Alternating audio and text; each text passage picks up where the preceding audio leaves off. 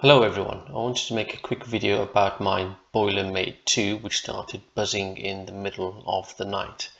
A bit alarming when it starts buzzing, but when you Google the symptoms you realize that it's just an annoying fault with one of the boards and not really affecting the functionality of the Boilermate 2. So in this video I want to talk about what causes the buzzing and what you can do to go about either repairing or replacing the board that is buzzing.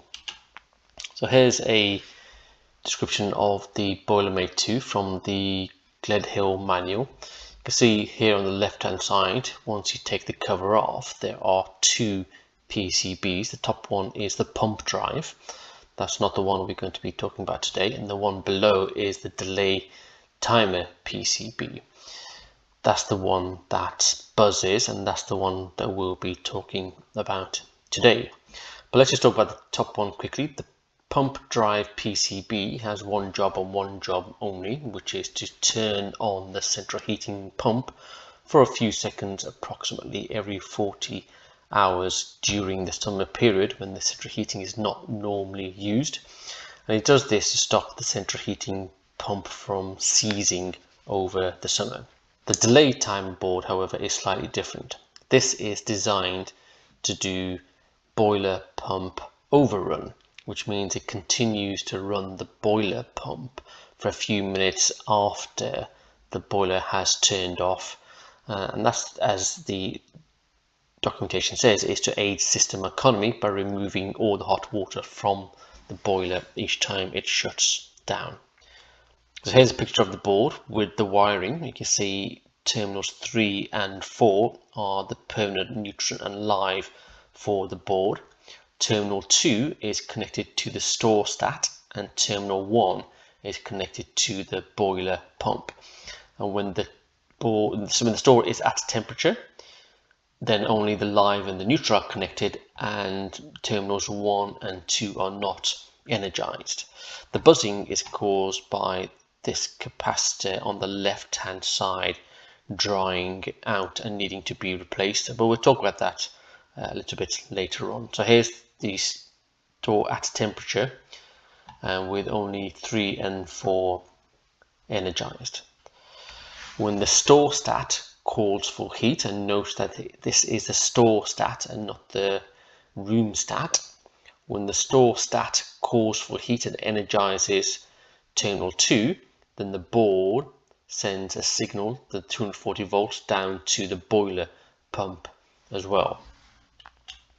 Once the store is satisfied, the board continues to send 240 volts to the boiler pump, and it does this for a period of about 3 or 4 minutes. And this is the job of this board, is to continue to run the boiler pump after the store stat has turned off the demand for heat, and it's doing this again as an efficiency measure to extract the last bit of heat out of the boiler.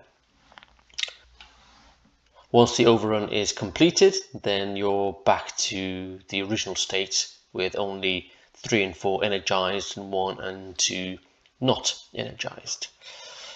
So what can you do when this board starts to buzz? Let's take a look at some of the options.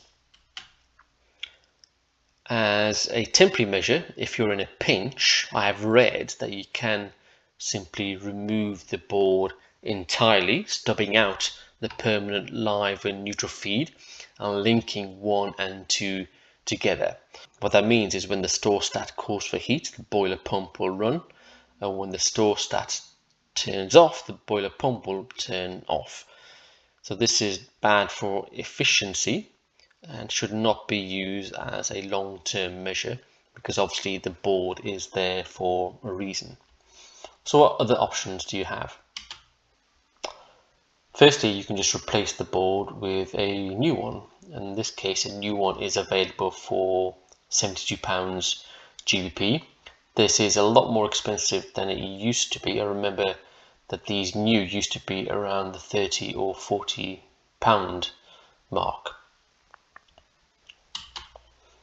Your second option is to have the board repaired, and there are repair services out there, these will require you to send off your board and they will mail them back within a working day or two. There's about half the price of a brand new board, but the downside of course is that you'll be without your Boilermate while the board is being repaired.